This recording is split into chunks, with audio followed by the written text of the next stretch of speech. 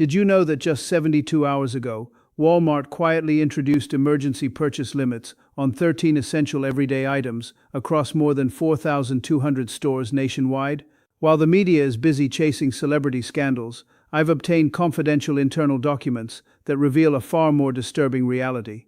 This is not a temporary system glitch. This is a calculated move by the world's largest retailer to prepare for what their own analysts are calling the most catastrophic supply disruption in Walmart's 62-year history, a 2026 supply chain collapse projected to be 400% worse than anything we experienced in 2020.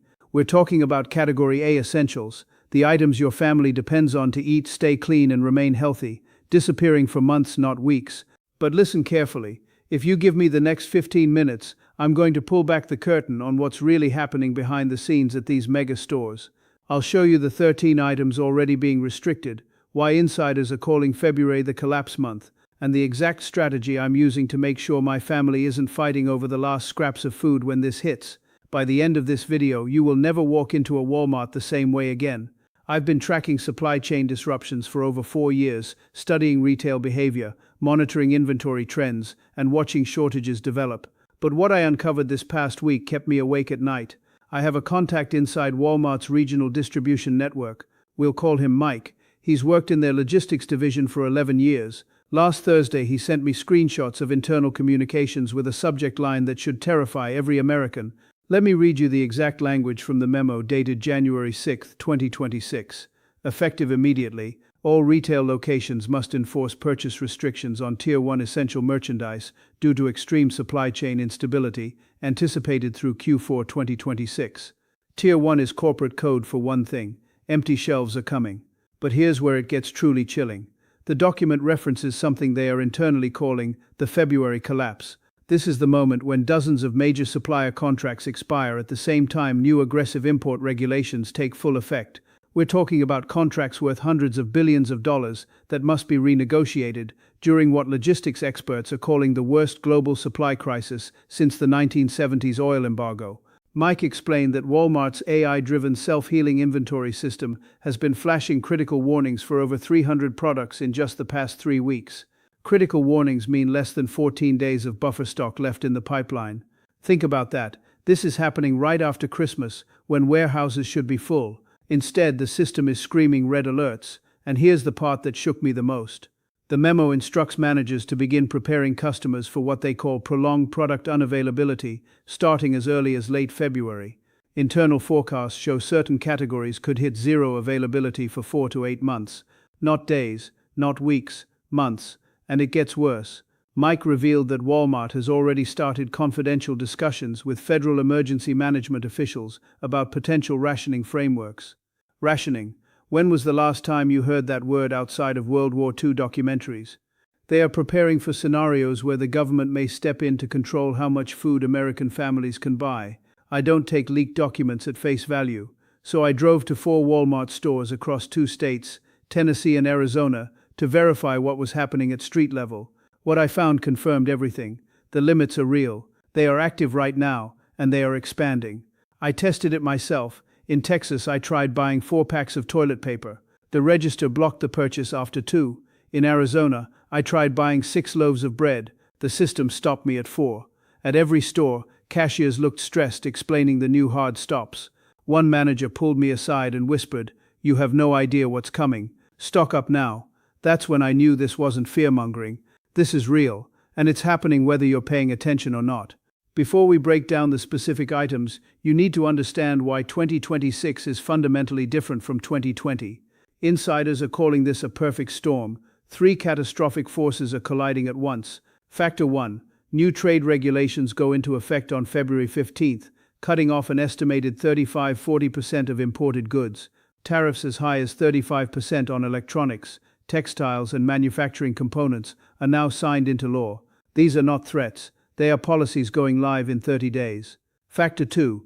Global crop failures have devastated food production in 18 major agricultural zones. America's Midwest lost 30% of its wheat harvest to drought conditions not seen since the Dust Bowl. Ukraine's production collapsed by 60%. Argentina suffered a 50-year drought. India banned wheat exports.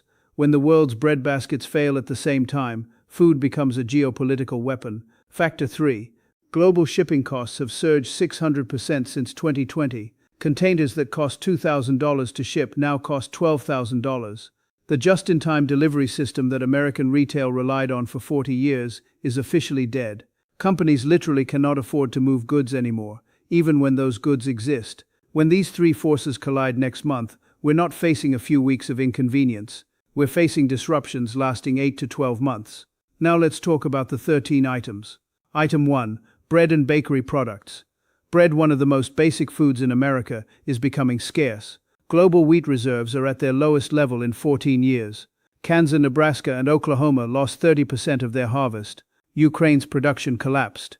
India banned exports, removing 40% of global wheat overnight. I tested this myself. Walmart blocked me after 4 loaves. Bread lasts 7 days. When daily delivery trucks stop, shelves empty in 48 hours. That already happened across Europe last year.